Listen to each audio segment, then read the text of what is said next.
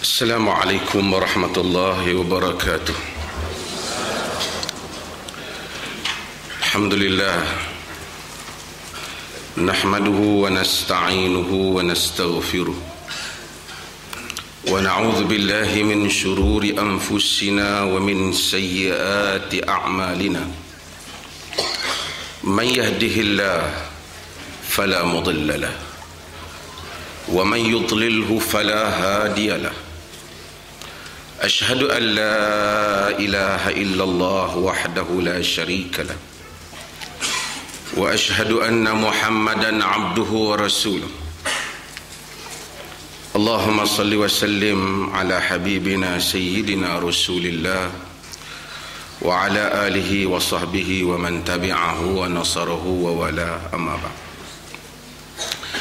الحمد لله, kita mulakan semula kuliah kita ni yang telah terberhenti sejak berkurun lamanya.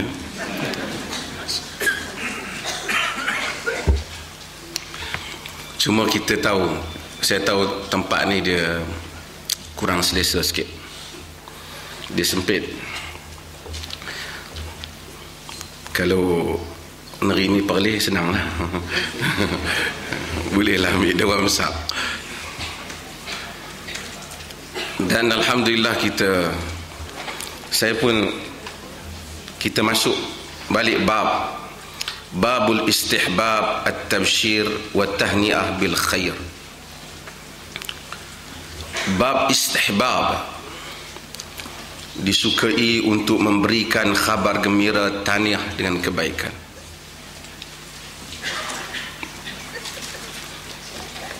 Jumpa sini kita pergi selepas pada tu satu bab kemudian tetamu dah balik rumah. Ada pasal hadis mulai tamu ni kebanyakan kita dah baca.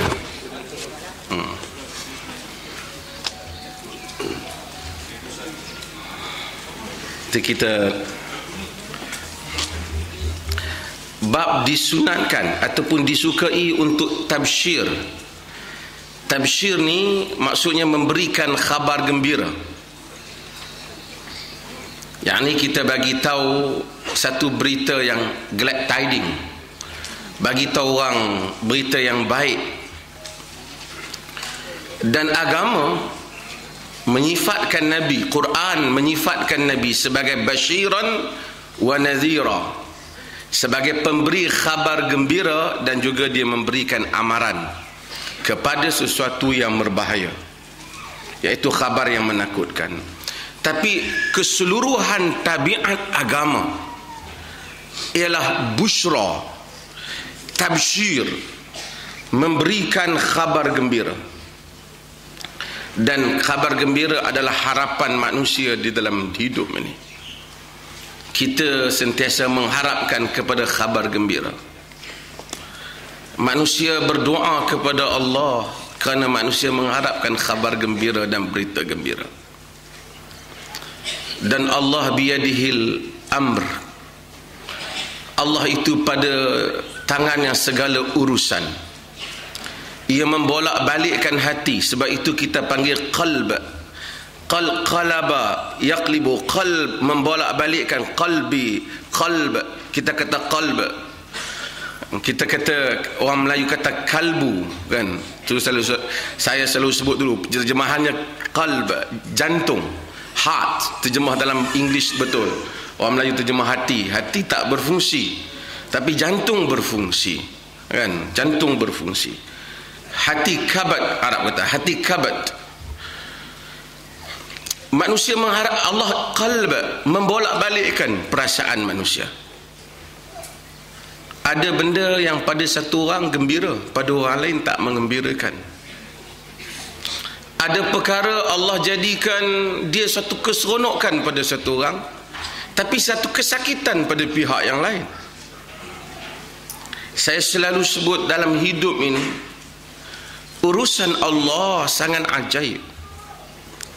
Ia menjadikan banyak perkara yang kita tidak sangka dan kita tidak jangka.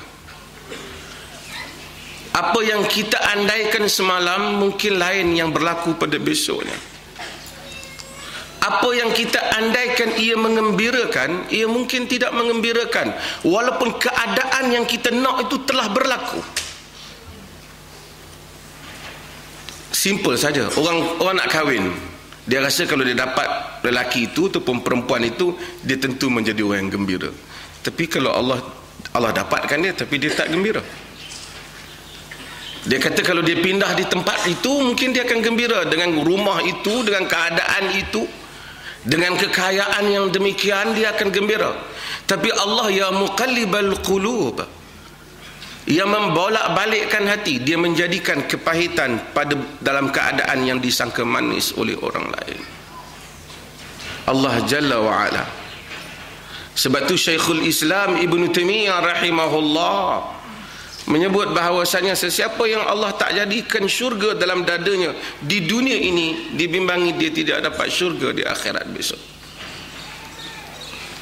Para ulama ada yang dipenjara, para zuhad hidup dalam keadaan seadanya, orang-orang yang zuhud, tetapi mereka menikmati makna kenikmatan kegembiraan hidup dengan sepenuh-penuhnya.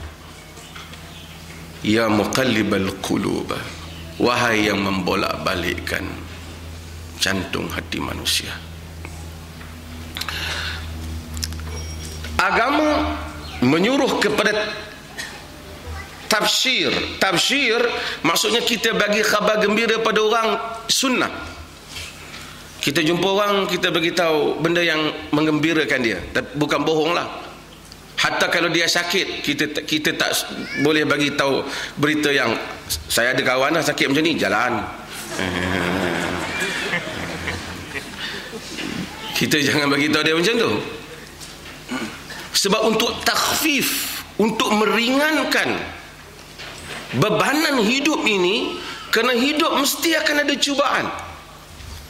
Maka Allah Subhanahu wa ta'ala mengajar hatta di dalam keadaan derita, supaya manusia apabila ditimpa bala, dia menyebut apa? Inna lillahi wa inna ilaihi raji'un. Orang Melayu dia mati kan, dia sebut kan. Tak, dia bukan kaitan dengan mati, dia kaitan dengan semua musibah. Kita selalu sebut Allah Subhanahu wa ta'ala sebut وَلَنَبْلُوَنَّكُمْ بِشَيْءٍ مِنَ الْخَوْفِ وَالْجُوعِ وَنَقْصٍ مِنَ الْأَمْوَالِ وَالْأَنْفُسِ وَالثَّمَرَاتِ وَبَشِّرِ الصَّابِرِينَ. Perkataan tafsir, وَبَشِّرِ الصَّابِرِينَ الَّذِينَ إِذَا أَصَابَتْهُمْ مُصِيبَةٌ قَالُوا إِنَّا لِلَّهِ وَإِنَّا إِلَيْهِ راجعون ulaika alaihim salawatun min rabbihim wa rahmah wa ulaika humul muhtadun. Allah kata walanabluwannakum bi syai'in minal khawfi wal ju'. Ayat ni patut kita baca bila kita negara ditimpa musibah dan seumpamanya. Walanabluwannakum bi syai'in minal khawfi wal ju'. Kami benar-benar, ni yang belajar Arab dia panggil apa ni? Taukid. Benar-benar. Walanabluwanna, kami pasti. Walanabluwannakum bi syai'in minal khawfi wal ju'. Kami benar-benar akan mengenakan kamu bi syai'in minal khawfi wal ju', sedikit daripada ketakutan dan kelaparan. Manusia takut tentang apa yang akan berlaku, takut apa yang akan menimpanya, hartanya, kaum keluarganya, nama baiknya. Manusia akan takut. Semua manusia takut. Sebab tu kita doa pada waktu pagi, kita minta apa? Allah mustur aurati wa amin rawati. Ya Allah, tutup aib aku dan amankan perasaanku. Minal khawfi wal ju' dan kelaparan. Wa naqsim minal amwali wal anfusi was thamarat, kekurangan harta, nyawa dan buah-buahan. Tapi Allah kata apa? Ni derita semua ni. wa basyiris sabirin, berikan khabar gembira kepada orang sabar. Padahal ini semua himpunan derita. Tapi dalam himpunan derita, Tuhan suruh berikan khabar gembira. Kepada siapa? Kepada orang yang sabar. Kemudian Tuhan describe apa itu orang yang sabar, siapa orang yang sabar. Allah bagi dia punya experience dia, zahir orang yang sabar dulu sebelum pergi kepada hati nurani dia, yang akhirnya kita akan tahu daripada apa yang diucapkan. Allah kata alladzina idza asabathum musibatun qalu inna lillahi wa inna ilaihi raji'un. Orang-orang yang apabila ditimpa musibah, ditimpa semua ni, ketakutan, kesakitan, kekurangan harta, dicerca orang, dimaki orang, dipukul orang, dizalimi oleh orang lain. Alladzina idza asabathum musibatun qalu inna lillahi wa inna ilaihi raji'un. Apabila ditimpa musibah, mereka berkata inna lillahi wa inna ilaihi raji'un. Orang Melayu kadang-kadang tak tahu, orang meninggal dia kata dia kawan kita, qalu lah. Dia orang utara kadang-kadang kawan kita qalu, dia dah qalu tu maksudnya mereka berkata, tak betul. Qalu, Allah sifatkan qalu inna lillahi wa inna ilaihi raji'un. Kenapa qalu inna lillahi wa inna ilaihi raji'un penting apabila ditimpa musibah? Kenapa penting? Kerana apabila manusia timpa musibah, dia fikir macam-macam, habislah aku, musnahlah aku, nanyalah aku. Tetapi kalau manusia fikir tentang hakikat kepada kehidupan, kita tak ada apa-apa di sini sebenarnya, sementara je. Maka Allah kata inna lillah wa inna ilaihi raji'un. Kita ni daripada Allah, kepadanya kita akan balik. It's okay, ini telah berlaku, tapi hakikat kehidupan bukan di sini. Hakikat kehidupan di sisi Allah Jalla wa'ala. Kita ni, asal kita, tempat asal kita, tanah air asal kita, syurga. Betul tak? Sebab apa? Datuk kita yang asal datang daripada, kita suppose untuk balik ke kampung halaman kita di syurga. Kalau kita balik ke neraka, kita memang sesat jalan lah. Na'udzubillah. Kalau kita pergi ke neraka, na'udzubillahi min zalik. Maka apa yang berlaku, kita datang, kita orang bermusafir, kita tumpang kat hotel, tengok itu ini, tak apalah, kita pujuk anak-anak kita, nak baliklah, lagi 2 hari kita nak balik dah. Kita balik pergi kampung, mungkin dia tak selesa, tak apa, lagi 2 hari kita nak balik, so tak apalah, susah sikit, nanti nak balik. Allah ajar kita, it's okay, kerana awak akan balik. Inna lillahi wa inna ilaihi raji'un. Kita daripada Allah, kepadanya kita balik semula. So hidup tidak adil pada dalam banyak keadaan. Ada orang yang baik, dia telah dizalimi. Ada orang yang bekerja begitu punya kuat, dia tidak mempunyai, tak dapat seperti mana orang yang kerja sedikit. Tuan-tuan pergi ke kampung-kampung, orang kampung pukul 5 pagi 6 pagi bangun untuk menoreh getah. Kita pukul 10 pagi baru pergi pejabat berada. Kadang-kadang tak pergi pakai call di rumah saya, tapi pendapatan kita berpuluh kali ganda daripada dia. Tidak kerana kerajinan kita melebihi dia, dan tidak juga kerana kebijaksanaan kita melebihi dia. Kalau kita bagaimana bijak pun, lahir di tengah hutan Afrika, setahun mana kita memang pakai macam itulah.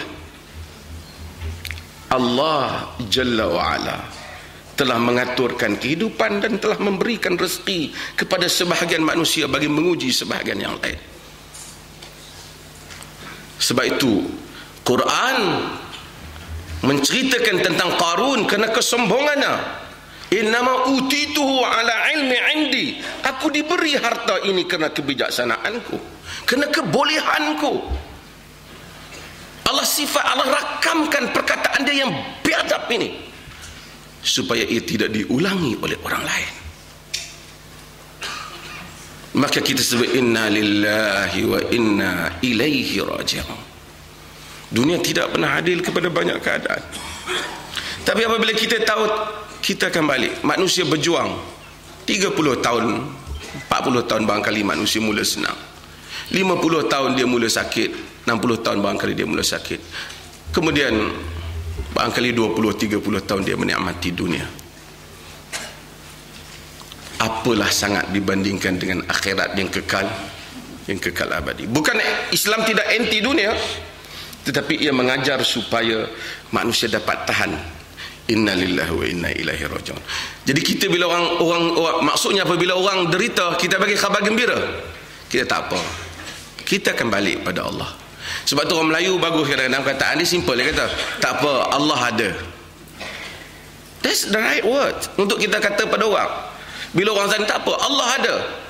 Dan manusia ni kadang-kadang dia fikir kalau Allah ada, Allah balas balik perbuatan orang tu, mesti dia nak tengok langit turun timpa kepala dia, dia naik kereta kemudian dia aksiden, satu tangan dia patah, barulah Allah balas. Allah boleh melakukan berbagai-bagai cara.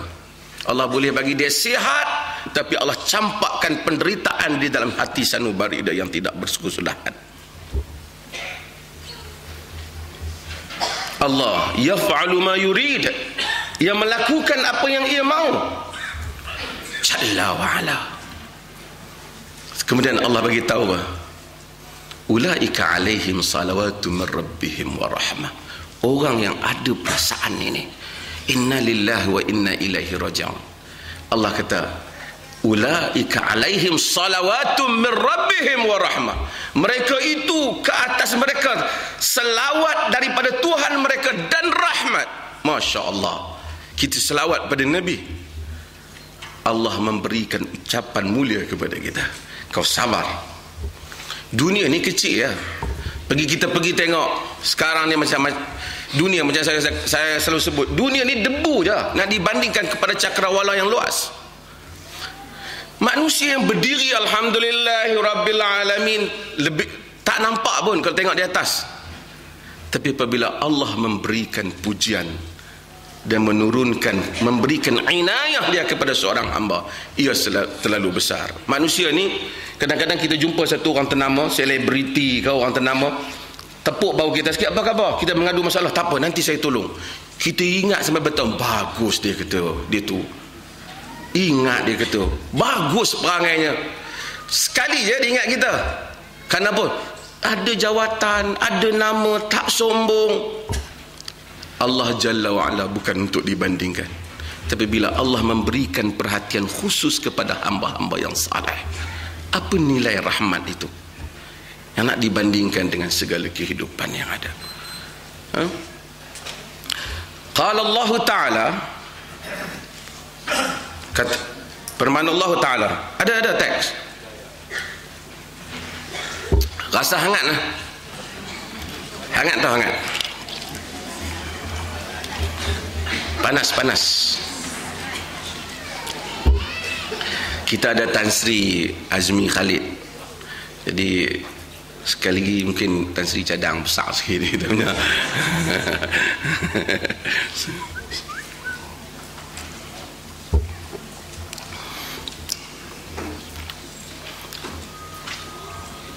Fabashshir ibad alladzina yastami'una al-qaul fayattabi'una ahsana. Berikanlah khabar gembira kepada hamba alladzina yattabi'una al-qaul fayattabi'una ahsana, yaitu orang-orang yang mendengar perkataan dan mengikuti yang baik. Ayat ni penuh, cuma Al-Imam Nawawi dia nak ambil perkataan fabashshir tu, bashir tu, basyara, dia nak ambil ayat tu. Sebab ayat tu dia nak cerita, Allah kata fabashshir ibad, bagi khabar gembira pada hamba-hamba Tuhan. Sekali saya urai ayat ujung, tapi saya nak cerita Islam mesti bagi khabar gembira. That is the problem with Islam in our country.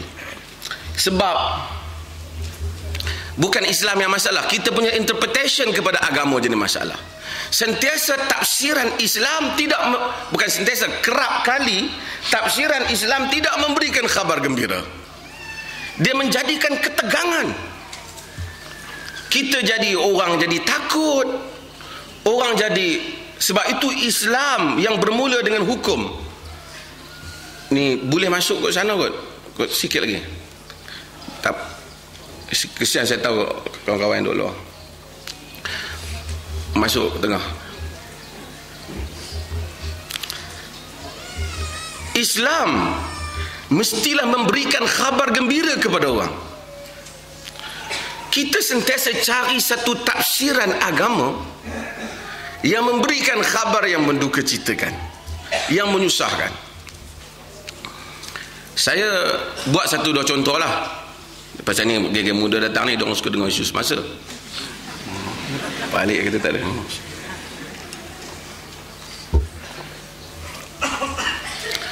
Hari itu saya dah sebut benda yang sama di sini. Kita ada masalah tentang, contohnya bila berpisah pasangan suami isteri. Suami masuk Islam, isteri tak masuk Islam. Lalu berebut anak, kan? Bila berebut, rujuk kepada kitab-kitab lama. Pada zaman Islam, satu empire, Islam was the protector untuk semua dunia ni, banyak dunia ni. Kitab-kitab itu akan kata bahawasanya sentiasa anak mesti diberikan kepada ayah ataupun ibu yang masuk Islam. Kata ni ada anak lebih kurang setahun, bapa masuk Islam, so pergi mahkamah, anak ikut bapa, dia kena berpisah dengan mak. Ini akan menakutkan ramai orang. Sebab dia akan tafsir bahawasanya Islam itu, sebahagian akan guna Islam itu agama yang dia supremasi Islam, dia punya ketinggian agama tu. Islam ya'lu wa la yu'la alaih. Dan untuk kita rasa macam, sebahagian orang dia rasa macam menang lah. Tapi untuk non-Muslim, dia rasa apa? Tidak adil untuk dia. Terutama kalau anak ni kecil. Dan anak sentiasa dia nak dengan siapa? Dia nak dengan mak. Kita pisahkan, kita tarik, katakanlah anak tu umur, katalah bijak sikit lah, di 5 tahun. Ambil bagi kat mak, ambil bagi kat bapa. Bukan semua orang yang masuk Islam tu, okey, satu, dia akan pisah kasih sayang. Dia mungkin memberontak perasaan dia. Dilihat bagaimana dia dipisahkan daripada ibu dia. Kedua, bukan semua orang bila dia masuk Islam dia jadi baik. Yang duk Islam dah pun hantu ramai.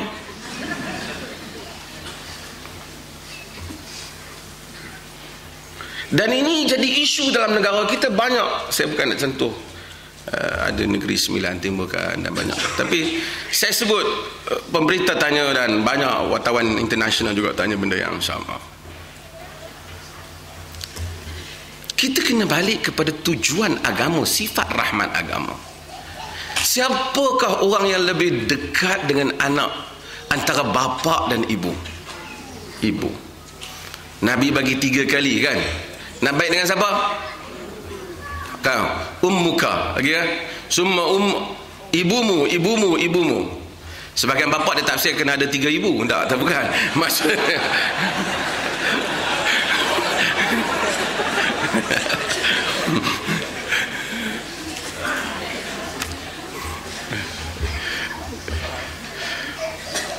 ibu lebih dekat. Bila kita pisahkan dia, dan tak sama ibu jaga dengan bapa jaga. Bapa dia pusing apa? Gosok-gosok kepala, pergi beli mainan boleh, lama-lama dia nak angin lah, kan? Dia kata, lama budak ni macam-macam aku. Lepas tu dia pergi sembang kawan dia pula, dia tinggal anak dia kat rumah. Tapi tak seperti ibu. Kalau kita pisahkan, pertama, zahir nampak macam tak adil. Tidak adil untuk anak ni pun. Tidak membahagiakan dia pun. Dan kalau dia besar, dia ingat peristiwa tu, dia akan mendendami agama. Betul tak? Sebab tu saya kata kena i'adatun nazar, kena revisit balik pandangan ini. Kerana Allah Azza wa Jal, ini balik kepada maksud agama, kita kena faham. Allah Azza wa Jal tidak memerlukan kita, sama sekali tak perlukan kita. Kita kena balik pada hakikat agama. Allah tak perlukan kita. Allah ghaniyun hamid. Allah maha kaya lagi maha terpuji. Dia turunkan syariat bukan kerana dia perlukan kita. Kerana dia tahu hamba tidak boleh hidup tanpa agama. Maka diturunkan agama untuk kepentingan manusia. Manusia yang diturunkan itu bukan saja manusia Muslim, walaupun balik yang di sisi dia yang dia kasihi balik masuk ke syurga manusia Muslim, tapi agama yang diturunkan itu dia ajar untuk semua kemaslahatan manusia. Sebab tu kita kata alhamdulillahi rabbil alamin. Kita tak kata kerana kita semayang apa salahnya alhamdulillahi rabbil mu'minin, kan? Segala puji bagi Allah, Tuhan orang-orang yang beriman. Tak, rabbil alamin. Kerana Tuhan ini, Allah ini adalah Tuhan bagi semua. Dan dia rahmatnya juga untuk semua. Dia Ar-Rahman. Kita boleh kata, saudara kita mungkin nama, kita kata, ya akhil karim, wahai saudara yang mulia, saudara yang pemurah. Ya akhil aziz, wahai saudara yang mulia. Allah juga bernama Karim, Allah juga bernama Aziz.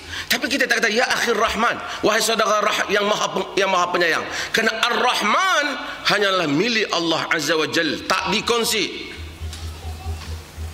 Kerana dia sangat pengasih dan penyayang.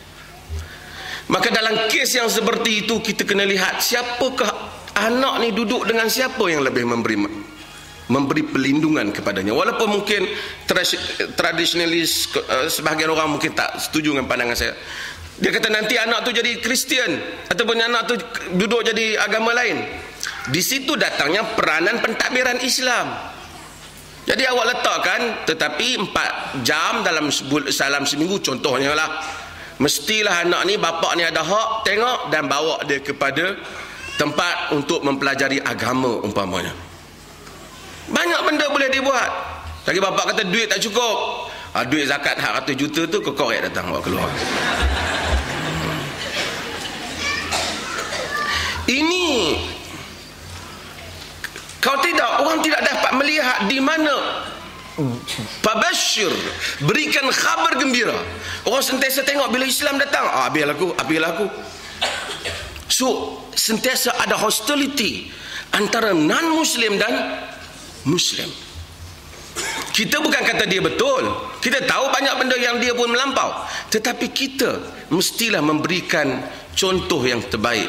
Sebab itu Nabi SAW apabila hantar perwakilan, bila nak pergi dakwah, Nabi kata apa? Basyiru wala tunafiru, yassiru wala tu'assiru. Berikan khabar gembira, jangan jadikan orang lari. Mudahkan, jangan payahkan. Maksud terang Islam bagi mudah, jangan payahkan. Hadis sahih, Nabi hantar Muaz bin Jabal. Nabi kata kepada dia, basyira wala tu'assira wala tunafira, yassira wala tu'assira. Bagi kabar gembira, jangan payahkan kamu berdua. Berikan, mudahkan agama, mudahkan penerangannya, mudah caranya. Jangan susah-susahkan. Dan setengah orang rasa lagi susah agama, lagi Tuhan suka. Tak betul. Tabiat agama bukan menyusahkan. Dan sebab itu banyak perkara yang saya ingat kita kena ingatkan balik tentang tabiat agama ni. Ada kes saya ada, siapa dengar kuliah saya ada sebut. Ada kes di satu negeri. Saya tak sebut tak apa. Dulu boleh sebut lah, ada jawatan tak boleh sebut, bahaya.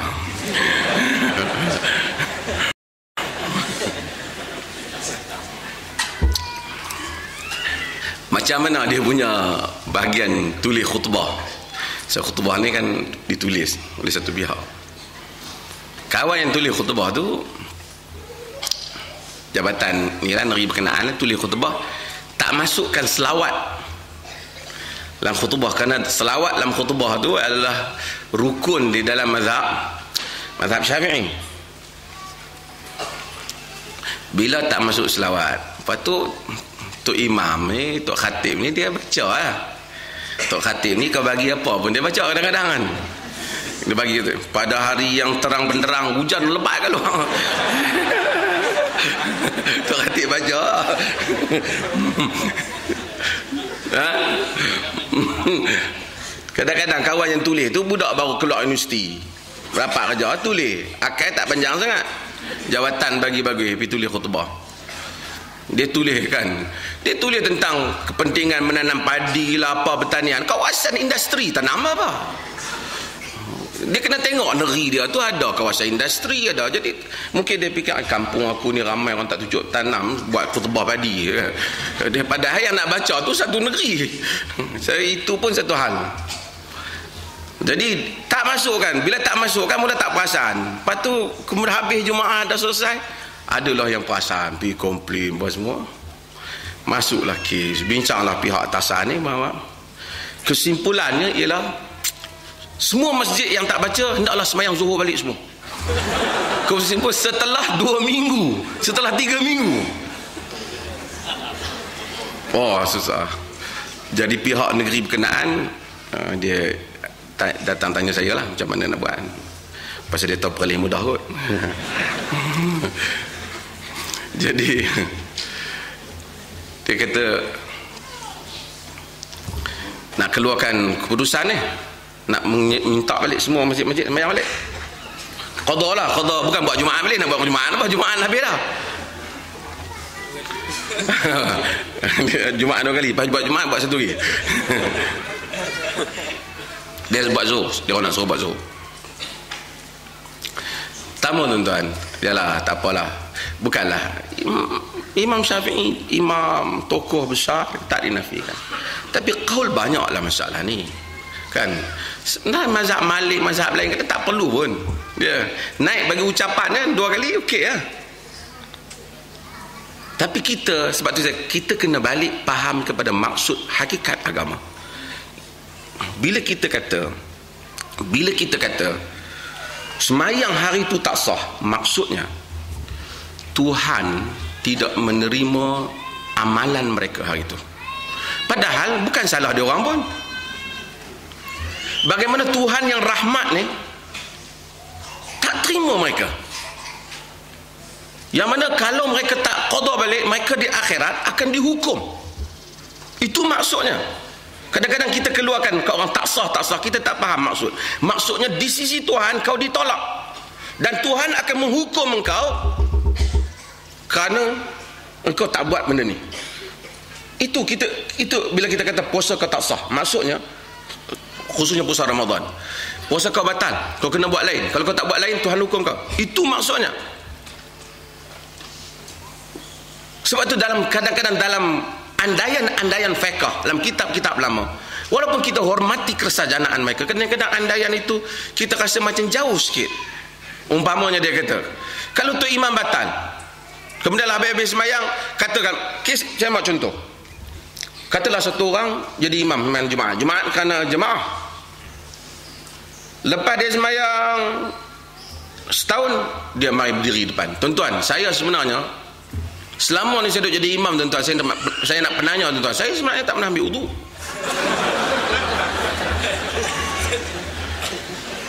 Macam takkan kita kena qada setahun? Siapa yang patut dihukum? Dialah. Tapi bila kita buat semua tak usah, semua, itu maksudnya. Kita kena balik memahami tabiat agama. Allah Azza wa Jalla bila menurunkan agama, dia tak memerlukan kita, dia mau kerahmatan di sisi kita.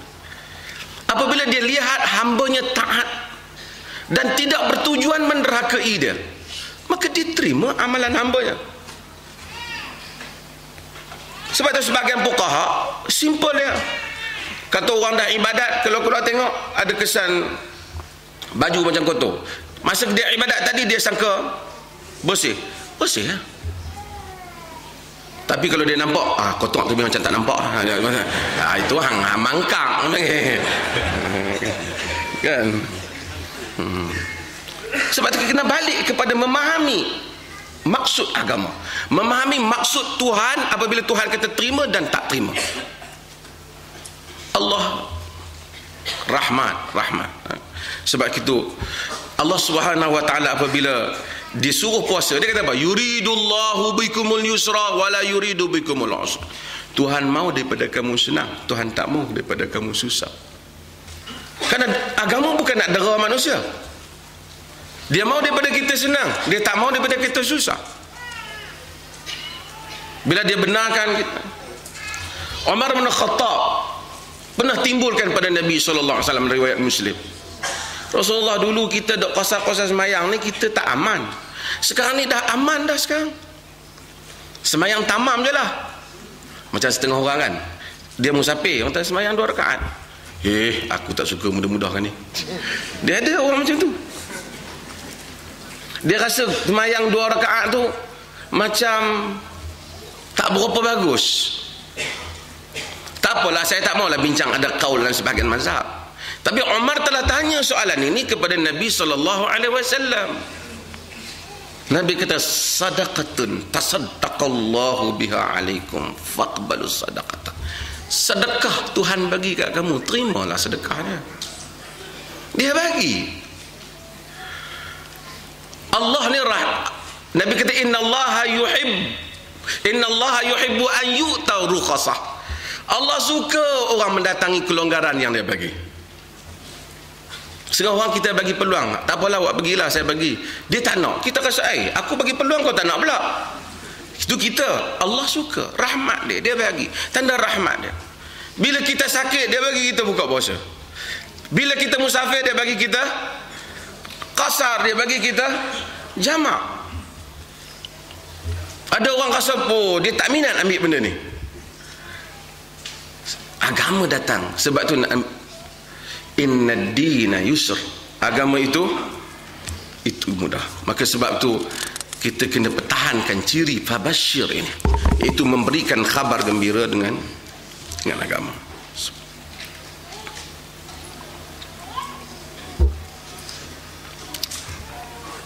Hatta Nabi SAW cara. Tapi sebelum tu, setengah orang dia suka bagi khabar gembira bukan untuk agama, dia khabar gembira lil alamin, untuk semua. Agama tak mungkin jadi bersifat kumpulan, bersifat Arab. Semua hak bagus untuk Arab. Setengah orang kata, siapa yang tak boleh bahasa Arab tak boleh masuk syurga, sebab ahli syurga cakap Arab. Saya tanya dia, macam mana awak tahu ahli syurga cakap Arab? Dia hadis yang kata ahli syurga cakap, belajar bahasa Arab memang bagus lah.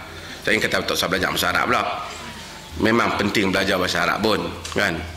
Tapi bukanlah maksud tak boleh bahasa Arab tak masuk syurga. Ramai lah orang tak masuk syurga.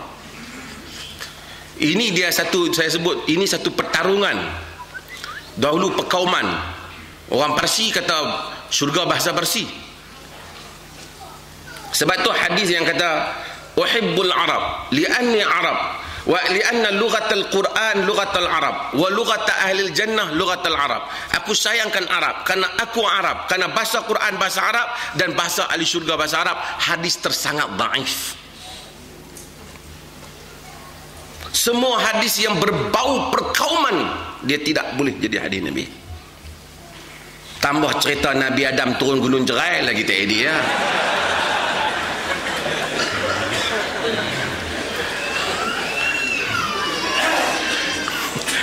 Ada orang suka punya naik-naik Melayu. Nabi Adam turun gunung Jerai, maju resort gunung Jerai.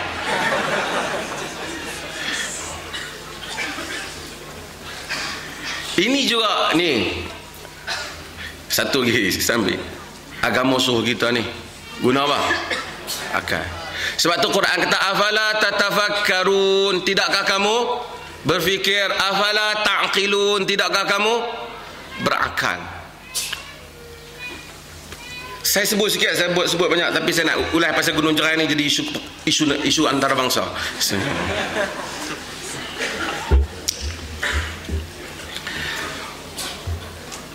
Dalam sebahagian cerita-cerita, kalau kita baca sejarah, ahli sejarah ni bila dia tulis sejarah, kadang-kala dia ada tokoh tambah dia. Pasal dia yang tulis. Kadang-kadang dia nak bagi cerita Arab sebut, orang Melayu kata dia tomeh lebih sikit lah. Orang Penang kata dia bubuh tomeh begini. Arab kata yubahirul qissah, merempahkan kisah tu. Orang putih kata spice up. Dia apa? Bagi naik sikit, dia tomeh bagi naik sikit kan. Jadi bila kita baca kisah, contoh kisah saya ambil kisah Tariq bin Ziyad. Tariq bin Ziyad ni ialah cerita yang famous. Kononnya Tariq bin Ziyad ni dia bukan konon, memang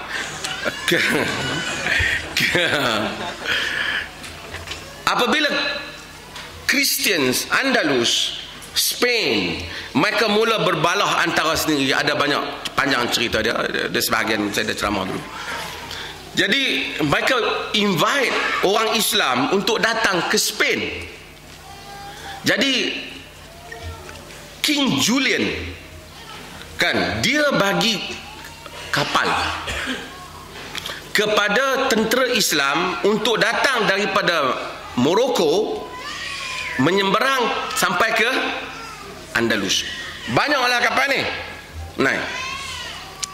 Bila sampai kapal tu, panglima besar Islam ketika itu nama dia Musa bin Nusair. Musa bin Nusair. Yang kita kenal Jabal Tariq ni, Tariq bin Ziyad. Siapa pergi sekarang ni, orang Malaysia ramai pergi. Tuan-tuan ni banyak duit, tuan-tuan pergi Spain. Tuan-tuan tengok Islam punya tamadun yang pergi Cordova, pergi tengok, amazing. Islam memerintah Eropah hampir 900 tahun. Macam mana Islam boleh hilang daripada Eropah? Sebab lebih lama lagi ni. Amerika tak sampai 300 tahun lagi dia orang curi tanah orang. Ini 900 tahun Islamic civilization di Andalus. Bila dia pergi, pada permulaan awal dia pergi dengan kapal. Dia sampai di sana, ahli sejarah telah sebut, adalah satu dua ahli sejarah sebut, kononnya Tariq bin Ziyad bagi satu ucapan, al-bahru wara'akum wal adu amamakum fakhtaru ayyuhuma syi'tum. Laut di belakang kamu, musuh di depan kamu, kamu pilih apa yang kamu mau. Dan dikatakan dia telah membakar kapal-kapal yang bagi tu. Cerita ni hak dia kata tu mungkinlah, tapi bakar kapal tak mungkin, tak dapat diterima oleh akal. Pertama, tentera Islam bukan tentera yang bacul pergi sana nak lari. Kedua, kalau dia bakar kapal, dia mesti diambil tindakan. Ini harta negara, bukan senang-senang dibakar. Khalid Al-Walid dia bagi pemberian yang lebih kepada beberapa orang panglima. Dia dipersoalkan oleh kerajaan Islam. Pasal apa bagi lebih? Khalid kata, dah, aku bagi duit aku. Nak galakkan mereka. Kau nak bagi duit, kau kena bagi tahu, buat laporan. Pada zaman Umar, pada zaman Abu Bakar, kesemuanya Umar bin Khattab lebih detail. Orang yang masuk jadi gubernur, dia minta report harta. Selepas berhenti jadi gubernur, sekali lagi Umar nak tahu banyak harta. Ini hebat pentadbiran Umar. Baca pentadbiran Umar. Tak mungkin Tariq pergi bakar kapal. Kalau dia bakar kapal, kemudian kapal tu orang bagi pinjam nak bakar apa? Kemudian kalau tak mau bagi, kalau lah kata tentera nak lari, suruh kapal tu belah pergi tempat lain dulu lah. Jadi cerita bakar kapal ni tak ada lah. Jadi ahli sejarah telah kritik. Tapi lebih tak ada lagi, kayu kapal mai daripada Kedah. Hak tu lagi tak ada. Hak tu lagi tak ada.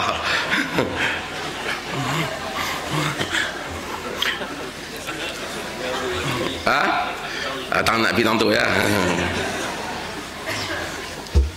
Ramai lah orang duk bela kata kayu kapal tu daripada Kedah. Tergamak dia pegang kayu kapal Kedah. Babashir ibad. Saya nak sebut sebelum berapa ni? Tuan-tuan, Abdullah bin Harith disebut tentang Nabi SAW.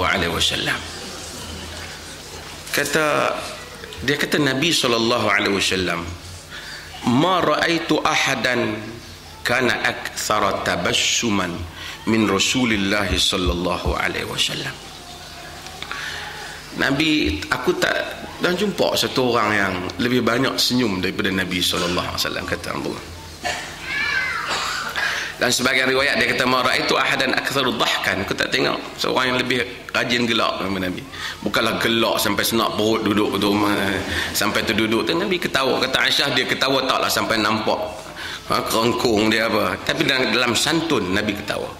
Nabi ketawa juga apabila kadang-kadang ada orang datang, Nabi tak jawab pun. Nabi bagi tahu manusia ni sampai masuk dalam syurga pun besok ni dia bagi dah, dia nak tanam lagi pokok dekat syurga tu. Maksudnya manusia kan. Sebab tu Allah tabiat Allah tu dalam syurga kita sebut dalam syurga ada suq. Ada apa? Ada pasar. Buat apa ada pasar? Semua benda dalam syurga. Pasal memang ramai kaki shopping masuk syurga juga. So manusia ni dia enjoy. Sebab tu dia panggil jannah. Jannah, saya kata jannah, dia jin. Tahu jin? Kenapa dia panggil jin? Sebab kita tak nampak dia. Maka jannah maksudnya jan, maksudnya dia dilitupi. Apa yang melitupi dia? Tumbuhan, pokok-pokok yang cantik. Kerana manusia ni ada orang minat padang pasir, ada orang minat rumah cantik, tapi semua manusia bila sebut keindahan dia kaitan dengan kehijau-hijauan. Tempat yang menghijau, ada air yang mengalir, dikongsi oleh semua perasaan manusia. So Allah bila cerita syurga Allah sebut jannah, tapi Nabi kata la ainun ra'at wala udhunun sami'at wala khatara ala qalbil bashar. Mata tak pernah tengok, telinga tak pernah dengar, tidak pernah terlintas dalam andaian manusia. Indahnya syurga. Belum tanya indahnya wanita syurga.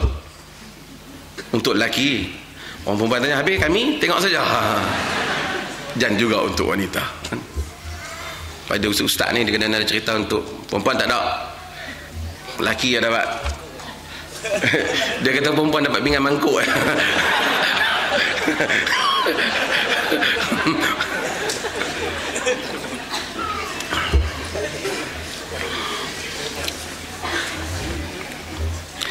Tabassum. Tadi Nabi bagi tahu satu orang Badui Arabi, dia dengar, dia kata wahai Rasulullah, kalau hak jenis duk menanam juga masuk dalam syurga ni bukan geng kami, yang ni mesti geng Quraisy dia pisah salahkan kaum. Nabi tak jawab dia kata fadhahikan Nabi sallallahu alaihi wasallam. Nabi gelak kat dia.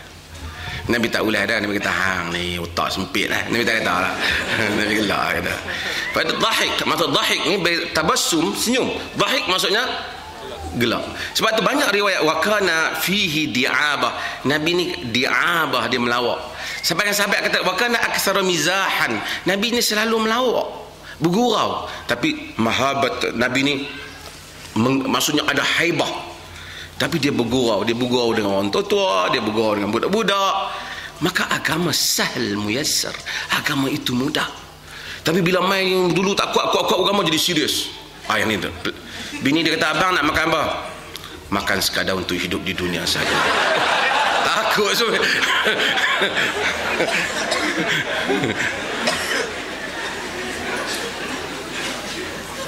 Hilang dia.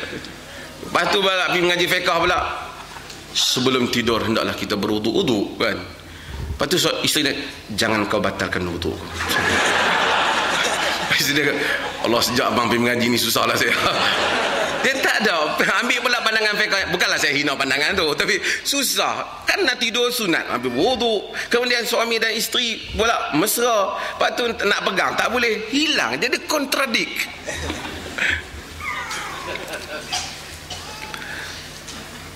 Agama ada maqasid. Hari ni dia pada cakap pasal apa? Maqasid apa? Maqasidus syariah. Maqasid maksudnya Tuhan Allah Azza wa Jal, dia tidak memerlukan kita, tapi apabila dia turunkan syariat, ada benda yang dia nak kita capai daripada apa yang dia fardukan. Dia tak bagi kita makan bulan Ramadan bukan kerana dia nak bagi orang lain dapat makan makanan yang tak cukup. Tak. La'allakum tattaqun. Apabila dia suruh orang potong tangan pencuri, bukan kerana dia suka tengok, dia mau manusia dipotong tangan, tapi dia mau menjaga keselamatan harta. Tapi artinya kalau awak potong tangan pencuri pada musim yang mana keadaan awak potong dalam negara seperti Iraq umpamanya, makan tak cukup, semua tak cukup, awak potong tangan, awak tak mencapai sasaran. Salah, sebab tu Nabi larang. Termasuk jihad. Kenapa jihad? Li'a'la'i kalimatillahi hiyal ulia, untuk meninggikan kalimah Allah. Bila ditanya kepada orang tanya Nabi, siapa yang waman fi sabilillah, siapa yang berada pada jalan Allah? Sahabat sebut orang yang berjuang kerana nak tunjuk kekuatan dia, orang berjuang untuk tanah air dia. Nabi kata allazina yuqatil li takuna kalimatullahi hiyal ulia, orang yang berperang supaya kalimah Allah paling tinggi, maka dia jihad fi sabilillah. Tapi kalau awak bom tempat orang, semua orang buat liputan, orang hina agama, awak tidak menuju sasaran. Tidak boleh dinamakan jihad. Sebab apa? Awak ingat bom mati orang itu jihad? Tak. Dia mesti ada maksud, ada the higher purposes atau the higher objective of the rulings, ataupun dia panggil maqasidus syariah, iaitu tujuan tertinggi agama. Kenapa agama suruh ini? Kerana dia nak kita capai ini. Kenapa dia suruh ini? Kerana dia nak kita capai ini. Kenapa dia suruh kita solat di masjid? Solat seorang pun boleh juga. Tuhan yang sama, bacaan yang sama. Kerana dia nak supaya kita jadi manusia yang bersosial. Bukan bersosial. Kita satu manusia yang bergaul.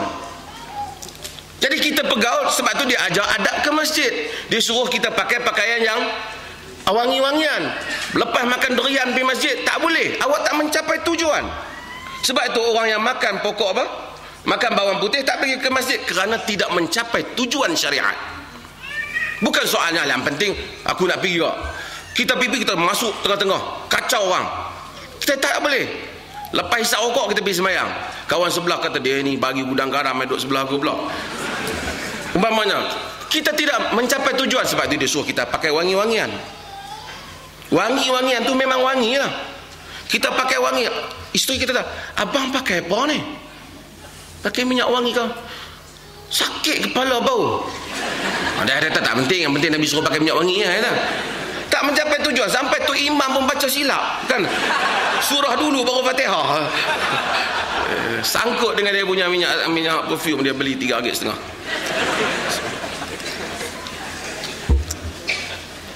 Itu namanya maksud, dinamanya tujuan tertinggi agama. Sebab itu bila kita nak cakap pasal tujuan tertinggi agama, banyak perkara kita kena semak balik apa yang sedang kita lakukan ini. Adakah mencapai objektif agama? Agama nak protect banyak benda dalam kehidupan ni. Tuhan tak perlukan kita. Dia turunkan agama limaslahatil ibad, semata-mata untuk kepentingan hamba. Bila kita nampak kerangka agama, maka kita tahu dia ni cakap benda ni capai tujuan agama ke tak? Inikah tujuan agama? Alladzina yastami'una al-qaul fayattabi'una ahsanah. Baca satu ayat, satu kuliah lambat Nabi kitab ni. Nanti dia kuliah awal, dia goreng lebih, dia spice up. Okey. Yastami'una al-qaul fayattabi'una ahsanah, iaitu mendengar perkataan-perkataan dan kemudian mengikuti yang baik. Saya nak akan buka sesi soal jawab. Maksudnya dalam hidup ni kita kena dengar banyak benda lah. Ada orang ditutup telinga. Saya bukan kempen pelih, tapi dah jadi menteri pelih kempen dia kan. Orang kalau kata pelih ni tak ada mazhab, dia pelih ni tolak mazhab Syafi'i. Saya kata pelih tak tolak mazhab Syafi'i. Pelih kata pakai semua mazhab, lihat semua mazhab. Kerana semua ni imam belaka, semua ni tokoh-tokoh hebat belaka. Kebenaran kebenaran itu tidak terkumpul pada satu orang. Semua mereka a'immah. Sebab tu saya sering sebut, kita selalu baca pada hari Jumaat kan, wa ja'alna minhum a'immatan yahduna bi amrina lamma sabaru. Kami jadikan mereka itu imam-imam, tokoh-tokoh, pemimpin-pemimpin. yahduna bi amrina lamma sabaru wa kanu bi ayatina yuqinun. Mereka membimbing manusia dengan ayat-ayat kami, dengan urusan kami apabila mereka sabar dan mereka itu yakin dengan ayat kami. Kata Syekhul Islam Ibn Taymiyah, wa bis sabri wal yaqin tunalu al-imamatu fid din. Dengan sabar dan yakin seseorang mencapai kepimpinan dalam agama. Orang yang tak sabar tak boleh. Sebab tu benda paling susah dalam dunia ni nak buat istiqamah. Saya cerita saya, tuan-tuan boleh share. Istiqamah paling susah. Sebab tu Al-Quran bagi khabar gembira untuk orang istiqamah. Bila dia nak meninggal kelak, malaikat turun padanya.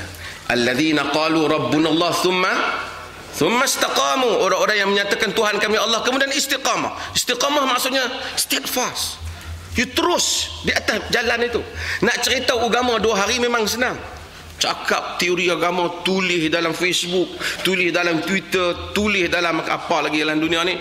Orang baca dia ini Masya Allah punya hebat. Tapi hidup kita sendiri tahu sejauh mana kita dapat berpegang dengan prinsip yang kita katakan. Bila kata-kata ini tak boleh dan aku tak mau, kita tak mau sehingga ke akhirnya. Sebab Tuhan kata tatanazzalu alaihimul malaikah. Orang yang istiqamah, malaikat turun padanya dan beri khabar gembira padanya. Paling susah dalam hidup istiqamah, untuk terus di jalan yang kita pilih sehingga kita bertemu Tuhan. Dan mudah-mudahan Allah Azza wa Jalla memberikan kita istiqamah.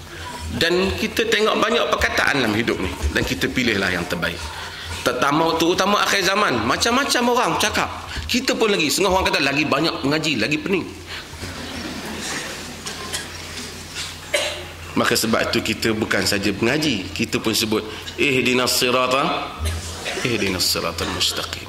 Kita pun bangkit tengah malam, kita kata Allahumma rabbul Jibril, lagi Mikail wa Israfil, kan? Lagi Rabbus samawati wal ard, badi'uz samawati wal ard, anta tahkum baina ibadika fima kanu fihi yakhtalifun. Engkau yang menghukum di kalangan apa yang hamba-hambamu bersisih. Ihdini limakhtulifa fihi minal haq. Tolonglah tunjuk yang betul di atas apa yang mereka selisihkan. Nabi doa. Kita lagi ya. Jangan duk fikir, oh saya ustaz, saya mengajar, saya tak payah doa dah, hampa kena ikut aku. Jangan duk buat belagak tu.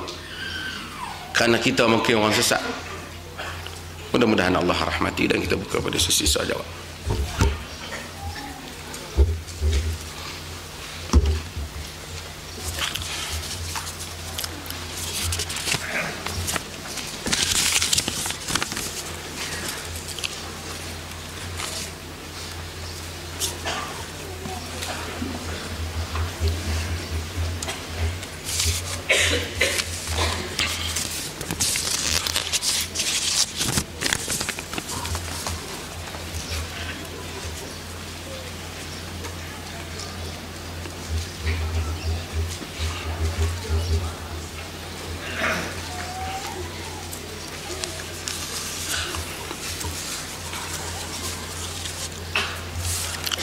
Saya akan ambil soalan yang kita belum jawab sebelum ni.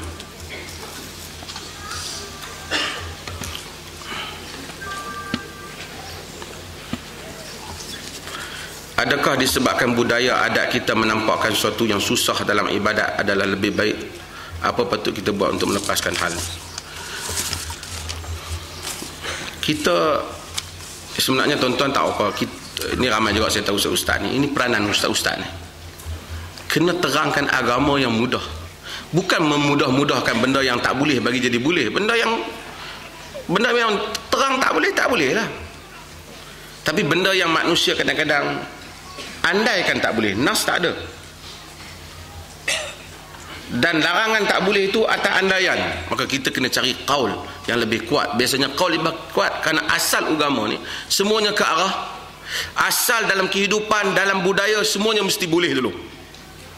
Dalam ibadat semuanya tak boleh, melainkan adanya dalil kita tak boleh, mereka ibadat. Tapi dalam kehidupan semuanya boleh, melainkan ada dalil yang kata tak boleh. Nak menyanyi lagu semua yang boleh, melainkan ada perkataan yang menunjukkan tak boleh. Bukan kata anak ni lagu ni adalah hadis. Tak perlu, memang tak ada. Hatta saya luaskan benar, hatta tarian, hatta apa, agama luas. Kalau orang tak mau tak apalah. Tapi kita nak kata semua tarian tak boleh, tak boleh dulu. Sehingga ada bukti bahawasanya ia tak boleh. Sebab tu ada, kita baca dulu tentang Anjashah yang menyanyi untuk Nabi, nak melajukan unta. Adakah hukum berkhatan bagi perempuan? Adakah dalil sabit tentang hal ini? Ulama khilaf tentang khatan untuk anak perempuan ni. Tapi lelaki tak ada lah. Lelaki mesti kena khatan. Sebab tu kita, bagi wanita ni ada pendapat, saya nak sebagai adil, saya sebut ada fuqaha yang memasukkan wanita seperti lelaki. Tapi kalau tanya pendapat saya rasa ini tidak, pandangan yang tidak kuat. Saya bersama dengan pendapat yang kata paling tinggi dibolehkan, tetapi hendaklah dalam keadaan selamat. Sebab tu ramai wanita-wanita yang masuk Islam pada zaman Nabi. Mana Nabi suruh wanita khatan? Tambah yang tua-tua masuk Islam nak khatan, macam mana?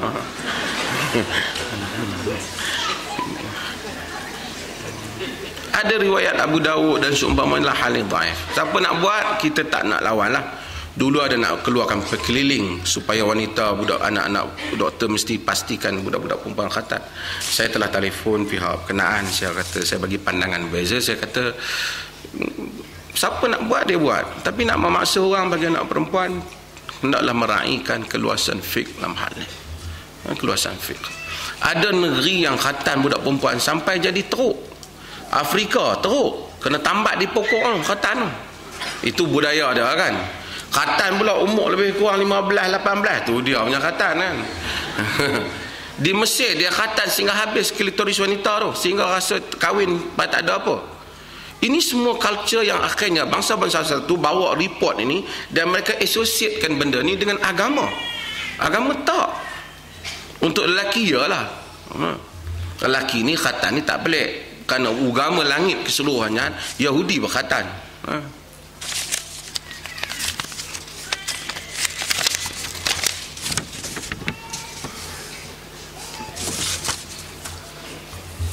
Bagaimana nak didik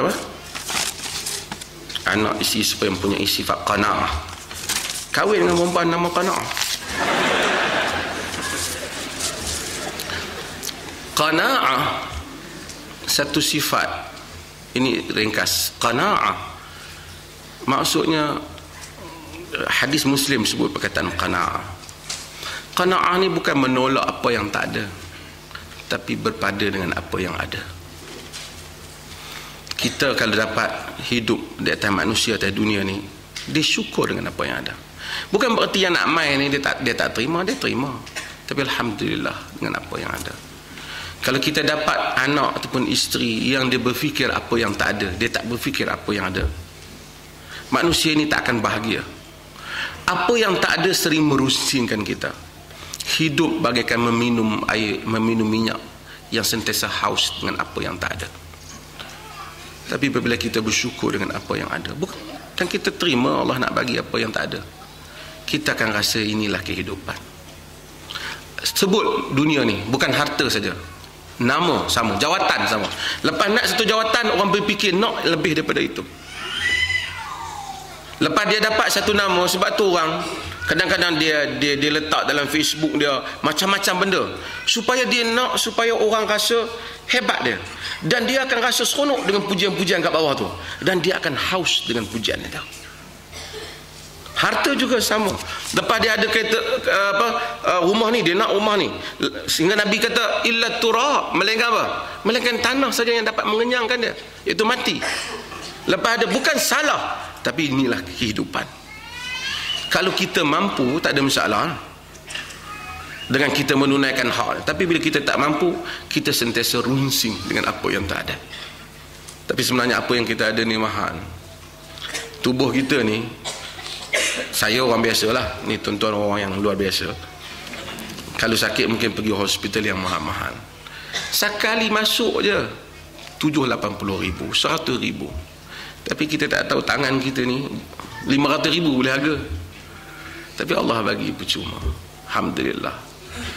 Kita gunsing apa yang tak ada. Apa yang kita ada kita boleh makan dengan sesedapnya. Ada orang memiliki tapi tidak menikmati.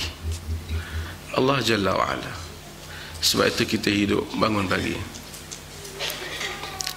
Sebenarnya subhanallah, hidup ini apabila dada kita luas, kita naik, lagi kita naik tinggi kepada satu makam, mudah-mudahan dalam hidup mendekat diri pada Allah. Bagaikan orang yang naik macam kapal terbang, dia akan melihat dunia lagi lama, lagi kecil. Tapi apabila kita begitu terlekat dengan dunia, dan kita akan lihat apa yang ada di keliling kita saja. Fulan sudah tukar kereta baru, fulan sudah ada benda yang baru, fulan ada jam baru, fulan ada benda baru, aku belum ada. So kita runsing. Tapi bila kita ingat inna lillahi wa inna ilaihi raji'un, bukan kita tolak yang tak ada, rezeki kita cari, tapi untuk runsing kerana itu, berbalah kerana itu tak pada. Melainkan suami kata kau kena qanaah, tapi dia nafkah tak bagi, tak boleh lah kan. Kata kau lah qanaah, tak payah ada bini.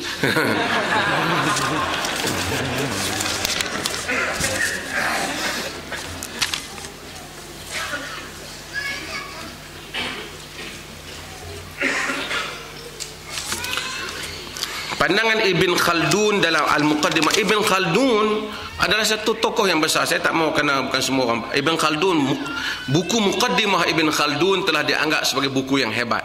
Barat pun terjemah buku Muqaddimah Ibn Khaldun. Ibn Khaldun memang bukan ahli hadis, tapi Ibn Khaldun ni banyak bidang yang dia boleh.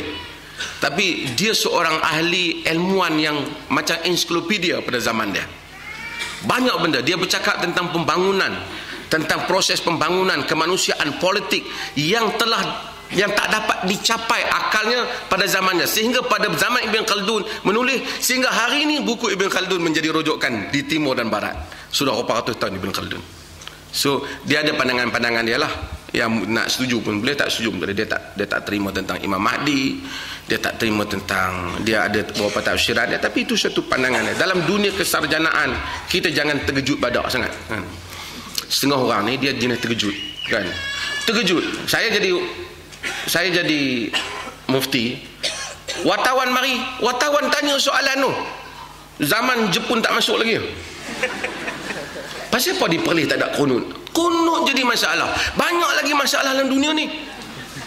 Yang tak semayang banyak-banyak. Kunut je jadi masalah. Kerana pasal ini tidak arus berdana. Arus berdana ni kat mana? Majoriti dalam dunia ni tak kunut. Bukan saya kata salah kunut ke apa, tak ada pelik pun. Pergi Jordan, pergi apa, bukan kunut pun. Jadi bila masuk Perlis tu dia pas semayang nak kena samak pula. Pergi Masjidil Haram semayang pun tak kunut. Jadi itu non issue. Ini masalah. Saya duk besar kecil-kecil kunut. Bacalah bagi luas sikit kan. Nak kunut-kunut lah, dibacalah bagi luas sikit. Apa pendapat tentang pandangan ulama Saudi menyatakan bumi tidak berputar? Macam ni lah, kalau awak bukan bidang sains, jangan cakap bidang sains lah kan. Ulama dia tonton bukan kata doh malam tadi wahyu mai kat aku jadi ulama. Dah, ini saya selalu kata, dari dulu saya kata, yang jadi ustaz ni dia orang ni pergi belajar, kemudian orang panggil ustaz. Bukan kata lahir kecil-kecil mak dia kenyah-kenyah dai lo ustaz nak kita bang, tak ada. Bukan macam tu. Jadi dia belajar, boleh jadi dia betul, boleh jadi dia salah pendapat dia. Kadang-kadang benda yang bukan bidang dia salah. Dulu sebahagian sarjana, hatta dan kalangan ulama tafsir, ada yang menulis bumi ni leper. Takkan kita nak terima? Kerana dia duduk di kampung dia tengok bumi leper. Hatta dengan menghormati kesarjanaan, keilmuan, kehebatan, keagungan Imam Syafi'i, pendapat Imam Syafi'i yang menyatakan bahawasanya air musyammas, air yang terdedah kepada matahari, boleh menyebabkan penyakit sopak. Lalu dia memakruhkan air itu di atas beberapa alasan-alasan yang lain jugalah. Pendapat ini ditolak oleh pendapat lain kerana untuk nyatakan menyebabkan sopak dari segi bukti saintifik tak terbukti. Bukan kita hina, tapi dia bagi pandangan berdasarkan maklumat yang dia ada ketika itu. Contoh yang lain saya bagi contoh. Di kalangan dulu saya sebut banyak kali dah contoh ni. Di kalangan para sarjana ada yang menyatakan tahap tempoh mengandung seorang wanita berapa lama? Berapa lama? 9 bulan boleh pergilah. Saya ingat sampai 10 lebih. Itu pun kadang-kadang doktor dah kacau kan. Ada kita sebut 4 tahun. Memang dalam kaul itu ada 4 tahun. Ada yang sebut 2 tahun. Kerana ulama dahulu, ada ulama yang terlibat dengan perubatan seperti Ar-Razi dan seumpamanya. Ada yang mereka tak terlibat dengan perubatan. So dia jumpa satu perempuan datang, dah lama kan mengandung. 4 tahun dah ni. Dia duk rasa masa 4 tahun dulu duk lawyer ke apa kan. So dia dengar 2-3 orang, so dia catatkan 4 tahun. Tapi sebenarnya itu bukan mengandung. Jadi dia kata mungkin mengandung. Imam ni duduk dalam perut mak dia mungkin sampai 3 tahun, yang ni berapa tahun kan. Ada yang fanatik pula, dia kata Imam Syafi'i duduk dalam perut mak dia lama. Sebab apa? Tak mau lahir. Kerana Abu Hanifah masih ada. Fanatik. Kerana Abu Hanifah meninggal pada tahun 150 Hijrah dan Imam Syafi'i lahir pada tahun 150 Hijrah juga. Sebab Abu Hanifah meninggal, dia kata kerana Imam Syafi'i duduk tunggu Abu Hanifah mati dulu baru dia keluar. Dia takut ni tak. Ini satu fanatik yang rapat yang dikeluarkan oleh ahli-ahli Khurasan pada zaman itu. Pada zaman itu. Dan tak mungkin. Tapi ada kesan fiqh. Dia ada konsekuensi fiqh. Katakan satu orang suami dia, saya sebut suami dia meninggal 4 tahun lepas. Tiba-tiba dia lahir anak. Dia abang kata anak dengan suami 4 tahun lepas meninggal.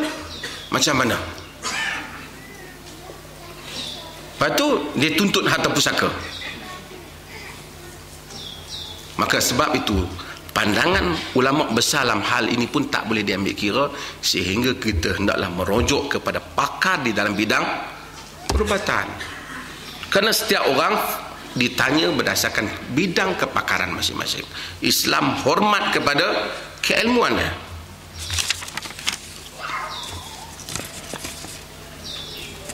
Saya duduk di pelantar selama 2 minggu. Bagaimana kedudukan solat Jumaat saya?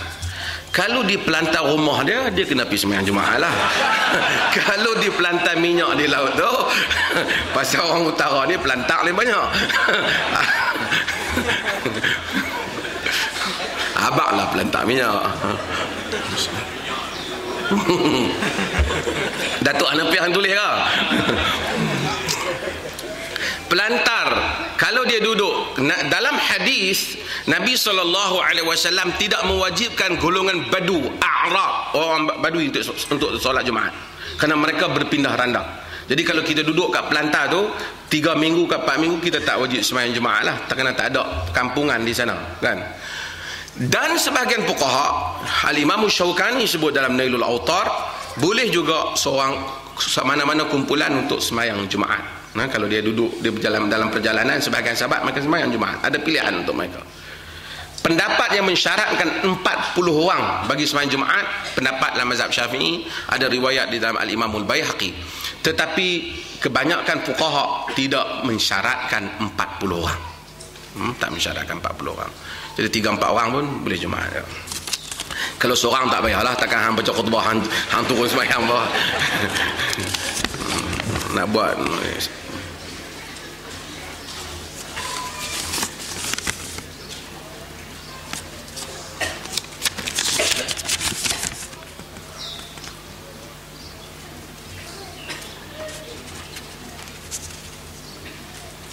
saya ada penyakit kencing tak lawas.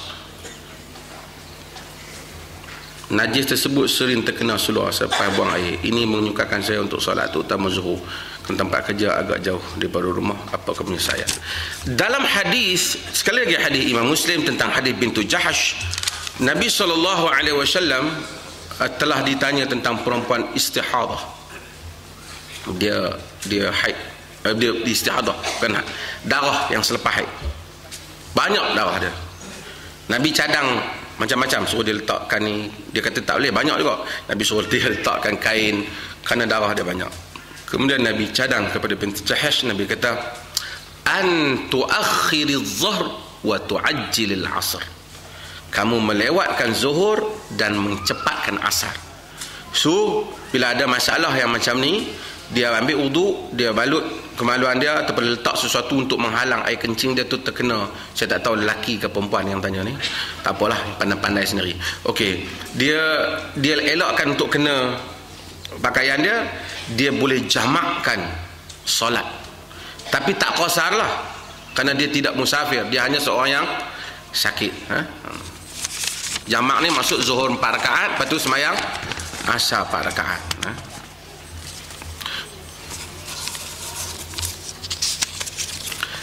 Andai kata sahabat kita sudah diterangkan tidak perlu usolli sebelum solat.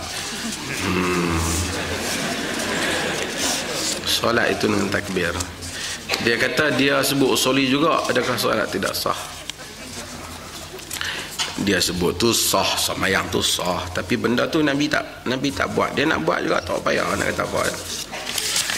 Payah orang sana. Dia kadang-kadang dia confuse.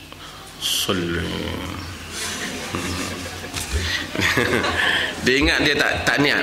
Kalau hang tak niat, hang tak main masjid tadi ni, hang dah pergi makan kedai Pak Abu mana? Pasal hang niat hang main masjid ni. Niat ni semua, niat ni azam untuk kita buat qasad dan azam. Saya nak cakap setiap perkataan saya ni niat. Kalau saya tercakap siap, itu kan maksud saya. Itu tak nak niat lah, kan? Kita pipi kau kata pam bagi nampak, sorry kita aku tak ada niat. Dia mesti ada niat. Tak kata. Dia kata aku tak niat. Betul. Biasanya kalau kau niat aku mesti kata jangan ganjal aku nak tampang hang kena aku geram. Dia kata.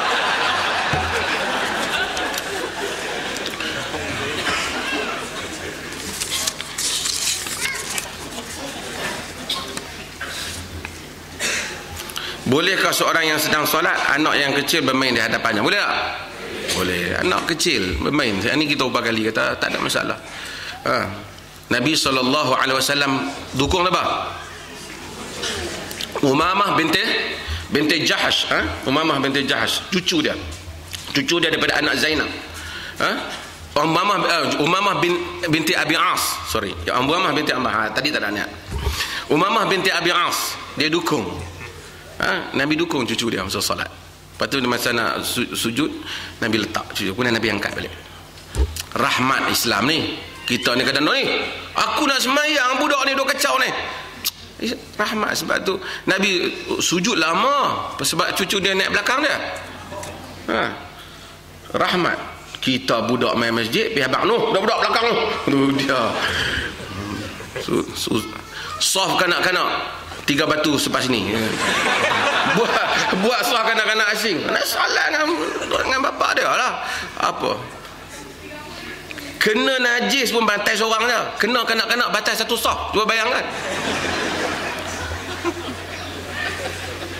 Apa pun nafiqah. Tak boleh kata nak cari berkelayak.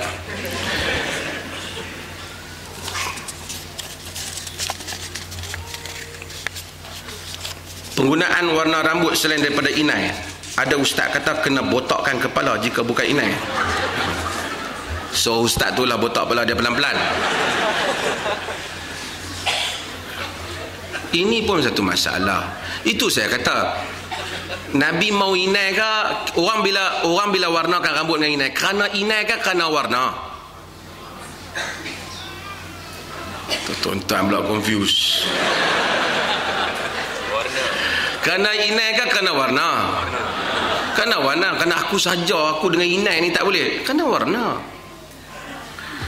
Kita bersugi. Kerana kayu sugi ke kerana gigi bersih? Kebersihan gigi.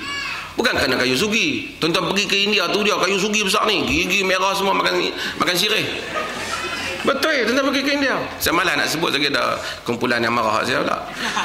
Saya pergi tempat dia. Tuan-tuan pergi tengok di India, dinding dia merah, bukan kerana ada kejadian pembunuhan, sirih. Betul, depa makan depa apa? Depa apa tu? Dia ada seni ada. Tapi tujuan dia apa? Kebersihan. Tak apalah setengah orang dia kata kayu tu okey, tapi kalau dia berus gigi dengan berus biasa, dapat pahala atau tak? Dapat pahala. Sebab tu macam bila hadis Nabi kata bau mulut orang berpuasa tu kan atyab min rihil misk, lebih wangi daripada rihil misk. Bukan Nabi mau orang bau busuk, Nabi nak cerita. Bukan lepas puasa duk pergi ha kat orang nak pergi. Sebab kita tak faham tujuan agama. Tujuan agama. So mewarna rambut boleh. Bahkan ada dalam hadis Nabi suruh orang Islam warna rambut untuk khaliful Yahud, untuk berbeza dengan Yahudi. Pasal Yahudi pada zaman tu tak mewarnakan rambut. Ahli kitab tak mewarnakan rambut. Tapi pada zaman lah, bila geng mereka banyak warna, jadi tak capai tujuan. Ada hadis Nabi kata khaliful Yahud, khaliful Nasara, bagi beza. Kerana Nabi nak supaya orang Islam macam ada satu identity. Maksudnya kita ada jati diri. Jadi bila warnakan rambut ni ada banyak tujuan lah. Sama ada kita warnakan rambut kita. Sebab tu bila Abu Quhafah dia datang kepada Nabi SAW, dia nak Islam. Nabi tengok rambut dia putih, Nabi suruh dia warnakan. Dia warnakan, tapi Nabi suruh elakkan warna hitam. Kata para fuqaha, kalau dah umur dah tua sangat dah, sampai dah dekat 90 tahun, rambut putih pergi bubuh hitam, nampak macam tipu pula. Pergi salam kan, jumpa kawan-kawan ni, pergi jumpa saya anak Mina, umur berapa cik? Allah, dia kata baru 54. Padahal dia dah 80. So ada penipuan, mungkin tertipu. Tapi zaman sekarang susah sebab orang dah ada apa? Orang ada IC, orang ada apa, tapi masih lagi ada orang tertipu daripada zahir dia tu. Jadi elakkan warna hitam dalam konteks itu. Tapi kalau orang biasa, budak-budak muda, dia ada inai hitam kata selain, tidak ada masalah. Dia wanita tu utamanya, suami dia pergi tengok kan kita ada hadis Nabi jalan, ada wanita marrat bi fulana fa waqa'a fi qalbi syahwatun nisa. Sahabat tanya Nabi, kenapa Nabi duduk, kemudian Nabi masuk, Nabi keluar, nampak basah rambut Nabi. Nabi kata ada perempuan tu lalu, kemudian aku rasa syahwat pada wanita. Sebab Nabi manusia. Kita jangan fikir hadis orang tak macam mana hadis dicerita. Nabi kata fa waqa'a fi qalbi syahwatun nisa, aku timbul syahwat kepada wanita. Kemudian Nabi dapatkan sebahagian isterinya, maksud Nabi setubuhi isterinya. Itu ialah cara yang betul. Nabi kata fakadzalika faf'alu, kamu juga buat macam tu lah. Maksudnya bila tengok tu jangan pergi kejar yang tu, ambil balik isteri lah. Sebab hadis ni bermakna. Sebab nak tunjuk Nabi tu insan. Kalau suami kita kata abang ni tengok perempuan apa pun tak rasa apa, kita suruh dia pergi hospital, pergi check, suruh dia pergi doktor tu. Kerana dia problem. Kalau anak kita kata saya tak teringin langsung kat perempuan, problem. Teringin pada perempuan itu tabiat lah. Tapi apabila cara dia selesaikan tu, dia pergi dapatkan isteri dia, diceritakan dengan cara yang betul. Dia tengok perempuan kat jalan, punyalah lawa, dia balik-balik tengok isteri dia tu, dia punyalah menakutkan, maka tak sampailah tujuan. Tapi bila suami kita kata cantik betul perempuan blonde tu, kita pun tahu dia suka rambut blonde ni, kita pun pergi bubuh rambut kita blonde, it's okay lah. Bahkan boleh dapat pahala kerana menguatkan hubungan, tapi tengoklah kan. Kalau umur dah 90 tahun blonde pun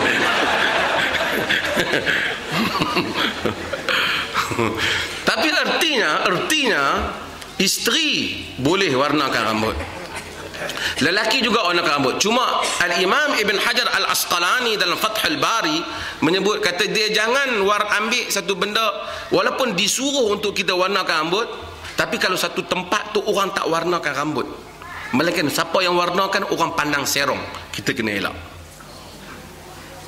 Tapi kita orang perempuan, apa masalah? Kita bukan kita nak tunjuk rambut kita ke orang kan. Tapi kalau budak lelaki biasanya tak warnakan rambut, tiba-tiba dia mai warna pun tak boleh warna. Agama larang, kita kena gabung semua hadis. Agama larang syuhrah. Syuhrah ni apa? Pelik pada orang kan. Pipi bubuh rambut biru, hang apa ni kan.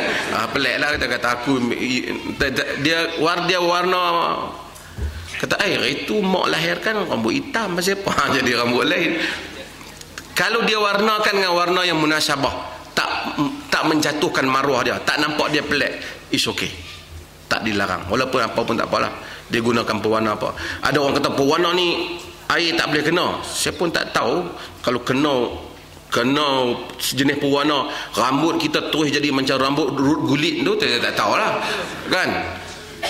Dia apa saja pewarna, setengah kadang sekarang ni pewarna tu pun dia ada chop halal ke apa ni kan, tak apalah ikutlah. Tapi yang pentingnya bolehlah, terutama isteri-isteri ni pakat balik lah, lepas balik kuliah suami tengok, you lepas kuliah jadi macam ala orang putih sikit lah, you pi lagi kata. Jangan ponting kuliah, lepas tu jadi Jerman lah. Sallallahu alaihi nabiyina Muhammad. Allahumma ja'al jam'ana hadha jam'an marhuma wa tafarruqana min ba'di tafarruqan ma'suma wa la taj'al minna syaqiyyan wa la mahruma. Sallallahu alaihi nabiyina Muhammad walhamdulillahi rabbil alamin. Terima kasih kepada semua yang hadir dan terima kasih juga kepada semua channel-channel yang ada. Terima kasih.